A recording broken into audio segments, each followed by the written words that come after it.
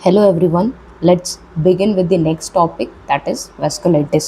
Vasculitis का दूसरा नाम arteritis भी होता है, एंजाइटिस भी हम इसको बोलते हैं. What is this? It's an inflammatory involvement of any size, type, location of vessel wall.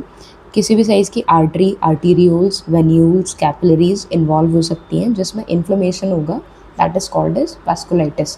इसके अंदर दो क्लासिफिकेशन होती है. One is pathological classification, another one is aetiological classification. Pathological classification में दो टाइप होते हैं, एक प्राइमरी एक सेकेंडरी.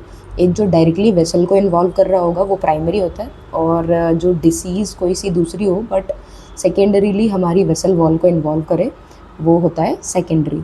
ठीक है. ईटियोलॉजिकल क्लासिफिकेशन, ये तो ऐसा ही है, हमको मेन ये याद रखना है. ईटियोलॉजिकल क्लासिफिकेशन, इसमें क्या होता है, दो चीज़ें होती है. एक पहली बात, ये इन्फेक्शियस हो सकता है और it can be non infectious.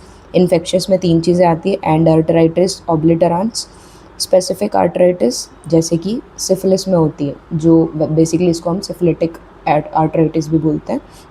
Non specific infective arteritis, then जो हमारी नॉन इन्फेक्शियस होती है. नॉन इन्फेक्शियस में तीन चीज़ें होती है, large vessel, medium vessel, small vessel. ठीक है. तीनों के अंदर हमारे कुछ और आर्टराइटिस आते हैं, जैसे टेम्पोरल, जिसको हम जाइंट सेल आर्टराइटिस भी बोलते हैं, Takayasu arteritis, Buerger arteritis, Buerger disease बोलते हैं वैसे. PAN is polyarteritis nodosa, Kawasaki disease. Then small vessel में होते हैं microscopic systemic polyangiitis, Wegener granulomatosis, और थर्ड वन इज़ मिसलेनियस. हम स्टार्ट कर रहे हैं सबसे पहले इन्फेक्शियस आर्टराइटिस से, जो हमने ईटियोलॉजिकल क्लासिफिकेशन में देखा. इन्फेक्शियस में सबसे पहले एंडआर्टराइटिस ऑब्लिटरेंस. इसमें क्या होता है, इन्फेक्शियस मतलब समझ आ रहा है कि किसी बैक्टीरिया या फंजा या किसी भी ऑर्गेनिज्म से इन्फेक्शन होगा जिसकी वजह से हमारे को आर्टराइटिस हो जाएगा. अब कैसे हो सकता है, टीबी में क्या होता है, हमारा बैक्टीरिया होता है, Mycobacterium tuberculosis. Pneumonia, Streptococcus pneumoniae, उसमें एब्सेस हो सकता है. उसके अंदर भी ये सारी चीज़ें कैसी होगी, इन्फेक्शियस में एंडआर्टराइटिस ऑब्लिटरेंस. ठीक है. इन्फेक्शियस के अंदर एंडआर्टराइटिस ऑब्लिटरेंस. सबसे पहले, it's not a disease, it's a pathological designation. Affected vessel जो है वो may be unaltered externally, but cross section जब हम देखेंगे तो उसका जो ल्यूमिन है उसमें ऑब्लिटरेशन दिखेगा due to concentric and symmetric proliferation of cellular fibrous tissue in the intima. ठीक है. सफिक्स इसका आइटिस है, बट यहाँ पर माइनर और नो इन्फ्लेमेटरी सेल्स का इन्फिल्ट्रेशन होता है. मतलब वैसे तो आइटिस लगा हुआ है तो इन्फ्लेमेटरी सेल्स होने चाहिए, बट यहाँ पर बहुत ही माइन्यूट क्वांटिटी या फिर नहीं भी होते हैं. ठीक है. Second one is syphilitic arteritis. हमने देखा था यहाँ पे कि जो स्पेसिफिक आर्टराइटिस होता है उसको हम लोग, जैसे कि सिफिलिस में होता है तो उसको सिफिलिटिक भी बोलते हैं. तो सिफिलिटिक जो होता है वो मोर प्रोमिनेंट होता है टर्सरी सिफिलिस में. टर्सरी सिफिलिस तक वैसे अब ज़्यादा नहीं ट्रीट कर लेते हम तब तक, तो ये इतना ज़्यादा कॉमन नहीं है. साइट क्या है इसकी, एओर्टा और सेरिब्रल आर्टरीज. ठीक है. सिफिलिटिक आर्टराइटिस होता है और सिफिलिटिक एओर्टाइटिस होता है. यहाँ पे हमने देखा मेन साइट एओर्टा है, अगर एओर्टा में हो गया तो उसको हम बोलेंगे सिफिलिटिक एओर्टाइटिस. इसमें क्या होगा, ascending aorta and arch of aorta. Descending aorta में नहीं हो रहा है. 80% ऑफ द टर्सरी सिफिलिस में कहाँ पे होता है, ये ascending aorta and arch of aorta पे होता है. Preferential involvement of arch of aorta may be due to involvement of mediastinal lymph node. Arch of aorta जो है प्रेफरेंशियली उसको इन्वॉल्व करता है. क्यों? क्योंकि जो हमारी मीडियास्टिनल लिम्फ नोड होती है in secondary syphilis, lymph node जो होती है वो इन्वॉल्व होती है सेकेंडरी सिफिलिस में, through which the treponeme spread to the lymphatics around the aortic arch. तो जो ट्रोपोनिम्स होते हैं जो डिसीज़ कॉज करते हैं वो सेकेंडरी सिफिलिस में वो मीडियास्टिनल लिम्फ नोड के थ्रू जाते हैं, तो वो आर्च ऑफ एओर्टा पे प्रेफरेबली जो है हमारी आर्टराइटिस करते हैं. ठीक है. अब इसमें ग्रॉस और माइक्रोस्कोपिकली हमको कुछ फीचर्स देखने को मिलते हैं. ग्रॉस में क्या होगा, जो हमारी आर्टरी होगी जिसमें आर्टराइटिस हो रहा है वो कैसी होगी, वो डायलेटेड हो जाएगी. थिकन वॉल हो सकती है, intimal surface studded with pearly white thickenings. ठीक है. वेरिंग साइज़ जो है वेरी कर सकता है, फ्यू से लेके सेंटीमीटर तक हो सकता है डायमीटर में. ट्री बार्क अपीयरेंस देता है, जो ये सर्कल बनते हैं ऐसे, वो ट्री बार्क अपीयरेंस मिलता है हमको आर्टराइटिस जो होता है उसमें ग्रॉसली. माइक्रोस्कोपिकली क्या हो, perivascular accumulation of plasma cell, lymphocyte and macrophages. अब आर्टराइटिस है, इन्फ्लेमेशन है, तो वहाँ पर प्लाज्मा सेल, लिम्फोसाइट और मैक्रोफेजेस तो होंगे। नेक्रोसिस होता है जिससे स्कार टिश्यू का फॉर्मेशन होता है। दिस मे और मे नॉट बी प्रेजेंट, तो स्कार टिश्यू बन भी सकता है, नहीं भी बन सकता है। इंटाइमल थिकनिंग जो है वो consist of dense avascular collagen that may undergo hyalinization and calcification. ठीक है। Next is non specific infective arthritis. इसमें ज़्यादा कुछ नहीं पढ़ना है। Various forms of invasion by bacteria, fungi, parasite, virus either directly और बाय हेमेटोजीनस रूट जो है नॉन स्पेसिफिक इन्फेक्शन हो सकता है। ठीक है। अब सबसे पहले हमने यहाँ पे देखा था कि इन्फेक्शियस होते हैं, नॉन इन्फेक्शियस। इन्फेक्शियस मतलब बैक्टीरिया, वायरस या माइक्रो ऑर्गेनिज्म की वजह से होगा। नॉन इन्फेक्शियस मतलब कैसे होगा, किसी भी ऑर्गेनिज्म का इन्फेक्शन नहीं हुआ है तो दूसरी कंडीशन क्या हो सकती है, ऑटो इम्यूनिटी। ठीक है। तो यहाँ पर क्या हो जाती है, एंटीबॉडीज़ डेवलप हो जाती है हमारे शरीर में। तो सबसे पहले होती है एंटी न्यूट्रोफिल साइटोप्लाज्मिक एंटीबॉडी, अनका बोलते हैं इसको। अनका जो है वो दो टाइप के होते हैं, सी अनका एंड पी अनका। ठीक है। एंटी न्यूट्रोफिल साइटोप्लाज्मिक एंटीबॉडी में साइटोप्लाज्मिक ANCA और पेरी न्यूक्लियर ANCA। ठीक है। इसको बोलते हैं सी अनका और इसको बोलते हैं पी अनका।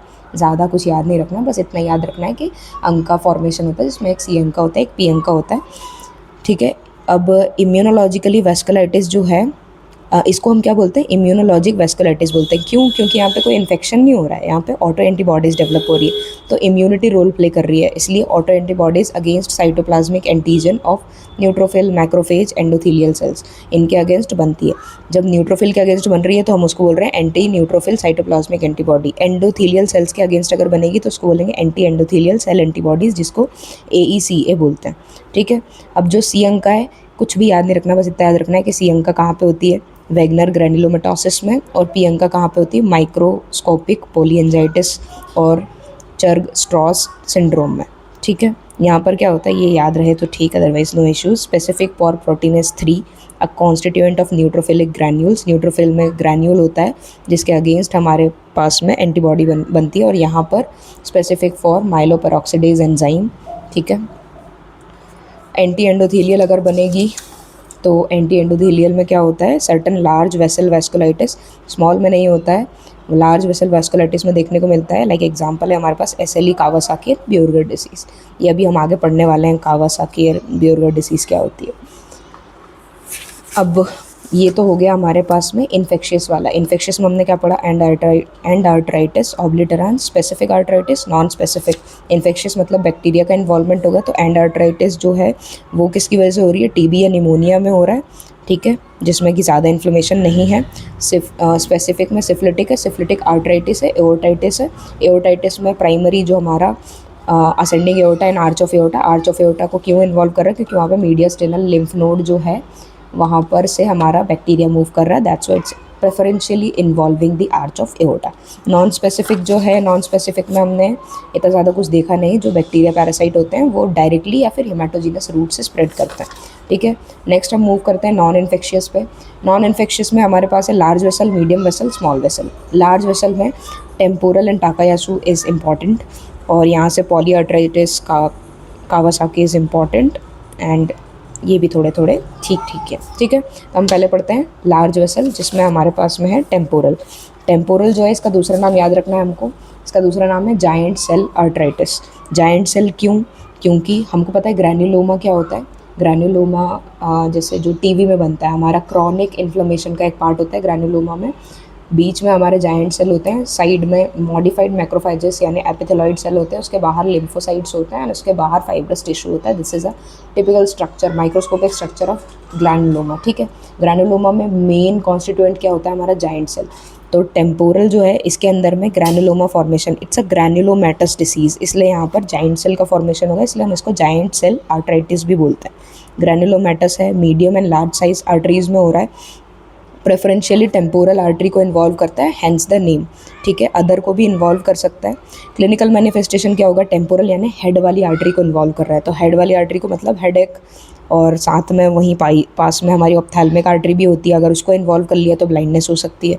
ईटियोलॉजी इसकी नहीं पता है हमको, बट सजेस्टेड है कि T cell mediated immunologic reaction जो है उसकी वजह से हमारे पास में ये आर्थराइटिस हो रहा है।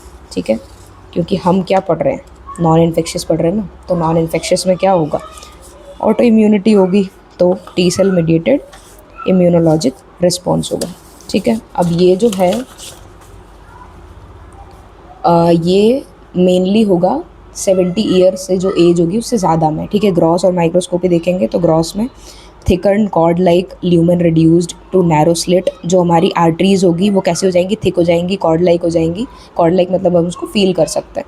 ल्यूमन रिड्यूस हो जाएगा, नैरो स्लिट, नैरो एकदम नैरो हो जाएगा, एकदम स्लिट की तरह, पतली स्लिट की तरह ल्यूमन हो जाएगा। माइक्रोस्कोपी में क्रॉनिक ग्रैनुलोमैटस रिएक्शन है, typically involve entire circumference of vessel, जो वेसल है उसका पूरा जो सर्कमफेरेंस है उसको इन्वॉल्व कर देगा जो हमारा ग्रैनुलोमेटस रिएक्शन है, causing marked narrowing of lumen. जब पूरी इन्वॉल्व हो जाएगी तो क्या होगी, थोड़ी सी थिकनेस बढ़ेगी तो ल्यूमेन जो है नैरो हो जाएगा। जायंट सेल जो है हमारे पास में फॉरेन बॉडी और लैंगहेंस जायंट सेल देखने को मिलते हैं।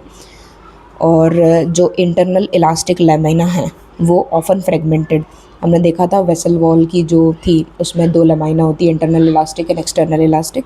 न्यूट्रोफिल, लिम्फोसाइट, इओसिनोफिल फाउंड जो throughout the arterial wall यहाँ पर देखने को मिलते हैं। ग्रैनुलोमेटस है तो ऑब्वियस सी बात है वहाँ पे ये सब देखने को मिलेगा। This was about the temporal arteritis, जिसको हम बोल रहे हैं giant cell arteritis. Giant cell क्यों बोल रहे हैं, because it's a granulomatous reaction, ठीक है। 70 से ज़्यादा की उम्र में होगा, mainly affected males than females, ठीक है। नेक्स्ट हम मूव करेंगे टाकायासु आर्टराइटिस पे। टाकायासु को हम दूसरा नाम बोलते हैं पल्सलेस डिसीज़।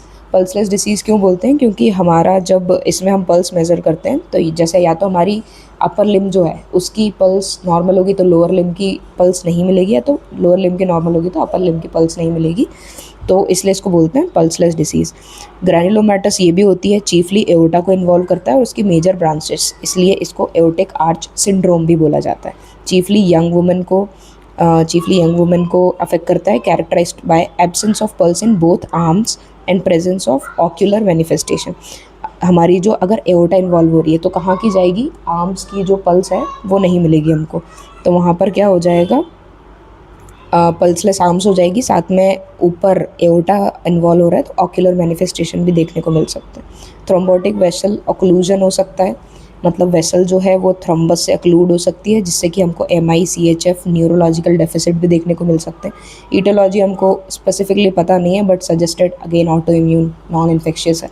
ग्रॉस में हम देखने को मिलेगा वॉल इरेगुलरली थिकन्ड है, इंटाइमा रिंकल्ड है, एओर्टिक आर्च का ल्यूमेन ऑब्लिटरेटेड है। माइक्रोस्कोपी में देखने को मिलेगा mononuclear inflammatory infiltrate involving full thickness of affected vessel wall. Vessel wall जो है वहाँ पर इन्फ्लेमेटरी इन्फिल्ट्रेट हो चुका है। ग्रैनुलोमैटस चेंजेस मिलेंगे मीडिया में, जिसमें कि सेंट्रल नेक्रोसिस मिलेगा और जायंट सेल। ग्रैनुलोमैटस है तो बीच में नेक्रोसिस मिलेगा, कौन सा, केशियस नेक्रोसिस। एडवांस्ड लीजन अगर हुआ तो वहाँ पर एक्सटेंसिव फाइब्रोसिस हो सकता है मीडिया और एडवेंटिशिया का, ठीक है। हमारी 2 डिसीज़ हो गई। The third one is Buerger disease, इसका भी दूसरा नाम है थ्रोम्बोएंजाइटिस ऑब्लिटरेंस। नाम जो है आपको याद रखना है। सबसे पहले हमने देखा टेम्पोरल का जायंट सेल, टाकायासु का पल्सलेस डिसीज़ एंड बोर्गर का थ्रोम्बोएंजाइटिस ऑब्लिटरेंस। ये क्या है, स्पेसिफिक डिसीज़ है, entity which chiefly affect small and medium size. हमने देखा था जो हमारी टेम्पोरल थी वो मेनली लार्ज को अफेक्ट कर रही थी, ये हमारी स्मॉल और मीडियम साइज़ को अफेक्ट करेगी। वेन्स ऑफ एक्सट्रीमिटीज़, इसमें भी मेल की ऑकरेंस ज़्यादा है फीमेल से, 35 ईयर ऑफ एज के बाद होता है। Who are heavy cigarette smoker है उसमें ज़्यादा होगा। Intermittent claudication due to ischemia manifested by intense pain affecting the limbs, eventually gangrene of affected extremities, और जिससे हमको एम्पुटेशन, मतलब क्या होगा, इश्कीमिया होगा जिसकी वजह से इंटेंस पेन होगा, जिसकी वजह से गैंग्रीन डेवलप हो जाएगा और इतना ज़्यादा अफेक्ट हो जाएगा कि हमको फाइनली एम्पुटेशन करना पड़ेगा, पैर काटना पड़ेगा, हाथ काटना पड़ेगा, जो भी इन्वॉल्व है। ईडियोपैथोजेनेसिस में क्या हो सकता है, वैसे तो इसकी भी क्लियर नहीं है बट अफेक्टेड है, मतलब सजेस्टेड है कि टोबैको प्रोडक्ट्स जो होते हैं उसकी वजह से एंडोथीलियल डैमेज हो जाता है और एंडोथीलियल डैमेज होता है। अभी हमने देखा था कि एंडोथीलियल के अगेंस्ट अगर एंटीबॉडी बनती है तो एंटी एंडोथीलियल साइटोप्लाज्मिक एंटीबॉडी। उसके बाद में जेनेटिक फैक्टर जो है वो HLA एसोसिएटेड हो सकते हैं, ह्यूमन ल्यूकोसाइट एंटीजन एसोसिएटेड हो सकते हैं, ठीक है। ये देख लिया हमने जो है लार्ज, ये तो हो गया हमारा लार्ज वेसल वाला। उसके बाद में हमने देखा था लार्ज वेसल में टेम्पोरल, टाकायासु, बियर्गर। उसके बाद में मीडियम वेसल पे आते हैं अब, तो पॉलीआर्ट्राइटिस एंड कावासाकी हमको 2 देखना है, ठीक है। तो हम ऐसा करते हैं, मीडियम और स्मॉल वेसल वाला will cover in the next video. Okay, stay tuned. for the next one.